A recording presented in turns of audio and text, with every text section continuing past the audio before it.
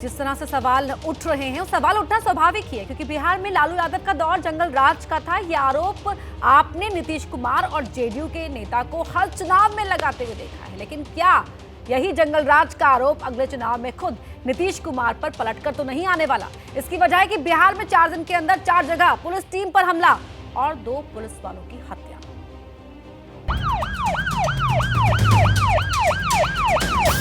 नाम एएसआई संतोष सिंह। मुंगेर जिले में हुड़दंग करने वाले बदमाश को पकड़ने गए, मारे गए।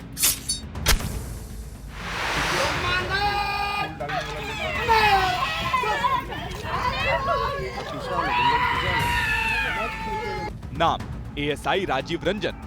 अररिया जिले में अपराधी को गिरफ्तार करने गए, भीड़ ने हमला किया, जान चली गई।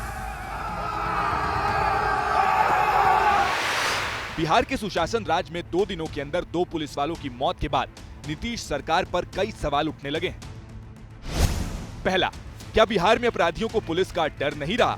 दूसरा, क्या बिहार पुलिस को अब ड्यूटी पर डर कर जीना होगा? तीसरा, क्या सुशासन का दावा जंगल राज 2.0 में बदल रहा है?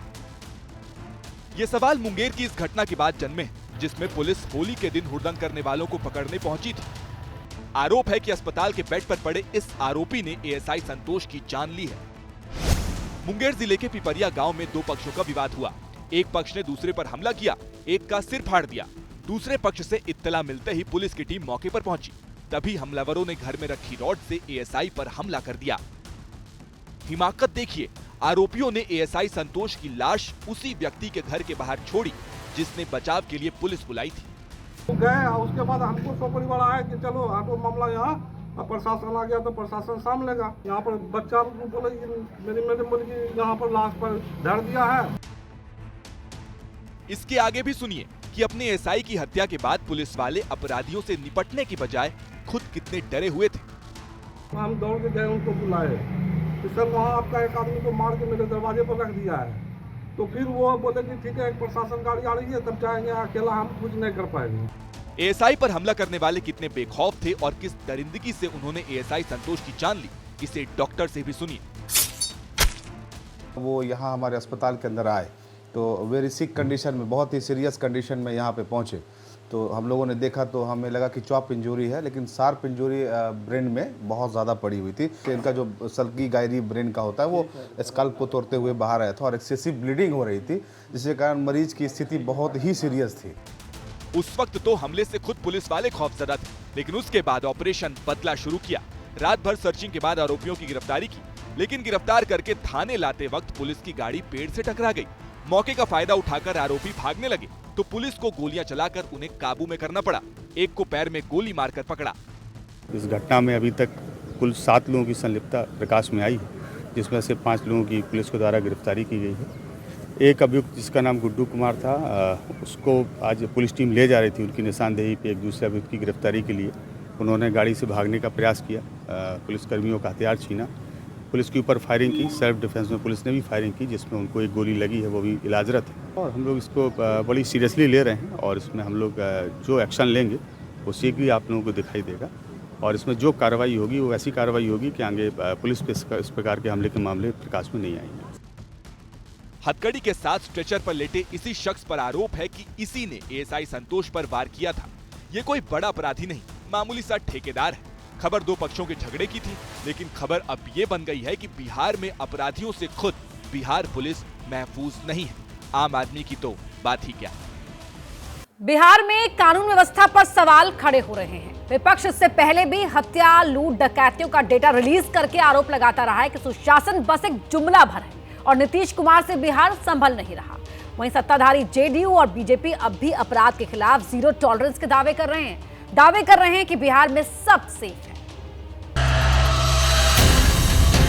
तो सबसे ज्यादा अगर पुलिस वालों की हत्याएं हुई हैं तो नीतीश जी के राज में ही हुई है। बिहार का लॉ एंड ऑर्डर को ठीक करना, दुरुस्त करना अब इनके बस की बात नहीं रही। इस तरह के मानसिकता को कभी भी बढ़ने नहीं दिया जाएगा।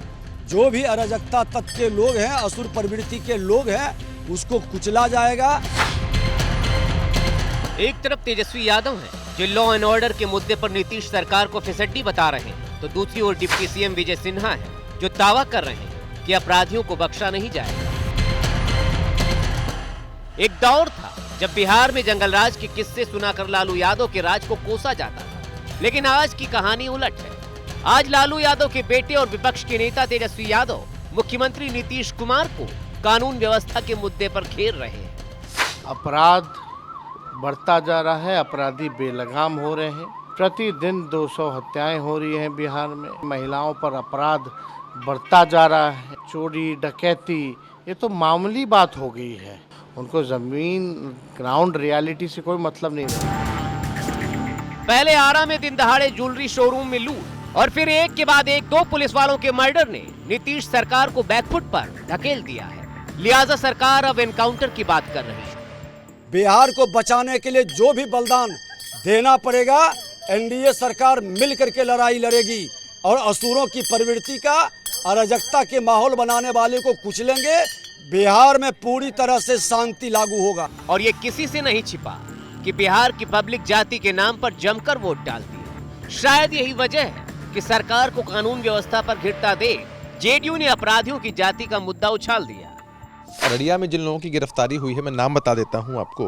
ललित कुमार यादव, प्रभु कुमार यादव, प्रमोद यादव, शंभू यादव, कुंदन यादव, ललन यादव। इधर जो पकड़े गए हैं गुड्डू यादव मुंगेर वाले मामले में, हम तो ये भी कनेक्शन ढूंढने का प्रयास कर रहे हैं। आरजेडी के हैं ये लोग, आपका ये कहना है? आपका ये कहना है कि आरजेडी के लोग हैं? इसकी भी तफ्तीश होगी ना भाई, कि कहीं जंगल राज वाले तो नहीं है। जाति और जंगल राज ये 2 ऐसे मुद्दे हैं जो हमेशा से बिहार की चुनावी राजनीति की धुरी रहे हैं। एक बार फिर चुनाव से पहले ये दोनों ही मुद्दे सुर्खियों में हैं। इनका आने वाले चुनाव पर कितना और कैसा असर पड़ता है, ये देखना बहुत दिलचस्प होगा।